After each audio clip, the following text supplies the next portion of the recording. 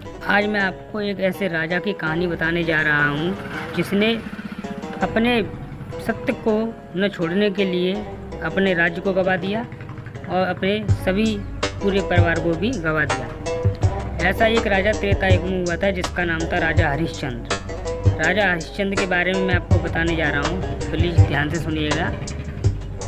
राजा हरिश्चंद्र एक बहुत बड़े राजा थे। ये कहानी त्रेता युग से संबंध रखती है। राजा हरिश्चंद्र की कहानी एक महान भारतीय कथा है जो सत्य, धर्म और निष्ठा का प्रतीक मानी जाती है। यह कहानी हमें सिखाती है कि सत्य की राह पर चलना हमेशा सही होता है, भले ही इसके लिए हमें कितनी कठिनाइयों का सामना करना पड़े। यहाँ पर राजा हरिश्चंद्र की कहानी को मैं आपको संक्षेप में सुनाऊंगा, कृपया ध्यान से सुनिएगा। राजा हरिश्चंद्र की पृष्ठभूमि के बारे में पहले आपको बता दें। राजा हरिश्चंद्र एक आदर्श राजा थे जो सत्य और धर्म के प्रति समर्पित थे। उनके राज्य में सब कुछ सुख और शांति से चलता था। वे हमेशा अपने प्रजाजनों के कल्याण के बारे में सोचते थे और न्याय का पालन करते थे। एक दिन विश्वामित्र ने उन्होंने सत्य की परीक्षा लेने का निश्चय किया। एक दिन राजा हरिश्चंद्र को चुनौती दी गई कि विश्वामित्र ने राजा से कहा कि आपको सत्य के लिए सभी चीज़ें त्यागनी होंगी। राजा ने बिना किसी हिचकिचाहट के अपने सारे धन और राज्य का त्याग कर दिया। उन्होंने अपने वचन को निभाने के लिए सभी चीज़ें छोड़ दी।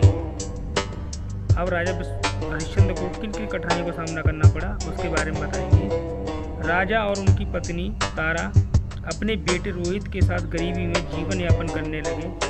उन्हें दास बनकर काम करना पड़ा। राजा हरिश्चंद्र ने सभी कठिनाइयों का सामना किया लेकिन सत्य के मार्ग से नहीं हटे। उनके प्रिय पुत्र की मृत्यु। जब राजा हरिश्चंद्र के बेटे की मृत्यु हो गई तब उन्होंने अपने प्राणों की परवाह किए बिना अपने पुत्र का अंतिम संस्कार करने का निर्णय लिया। जब वह अंतिम संस्कार के लिए लकड़ी खरीदने गए तो उनके पास पैसे नहीं थे। इससे दुखी होकर उन्होंने अपनी पत्नी का गहना बेचने का फैसला किया। यमराज से सामना। राजा हरिश्चंद्र ने यमराज का सामना किया जो उनकी परीक्षा लेने आए थे। यमराज ने राजा से कहा कि सत्य के लिए उनका संघर्ष प्रशंसनीय है लेकिन उन्हें पुत्र का अंतिम संस्कार करना होगा। राजा ने यमराज को भी अपनी सत्यता के बारे में बताया। अंत में सत्य की ही जीत होती है। अंततः भगवान ने राजा हरिश्चंद्र की निष्ठा और सत्यता को पहचाना और उन्हें पुनर्जीवित किया। राजा और उनका परिवार एक साथ हो गया और उन्हें अपने राज्य का पुनः अधिग्रहण मिला। उनके राज्य में फिर से सुख और शांति और न्याय स्थापित हुआ। इस कहानी से हमें यह शिक्षा मिलती है कि सत्य और धर्म का पालन करना सबसे महत्वपूर्ण है। चाहे कितनी भी कठिनाइयाँ आए, हमें अपने सिद्धांतों पर अड़िग रहना चाहिए।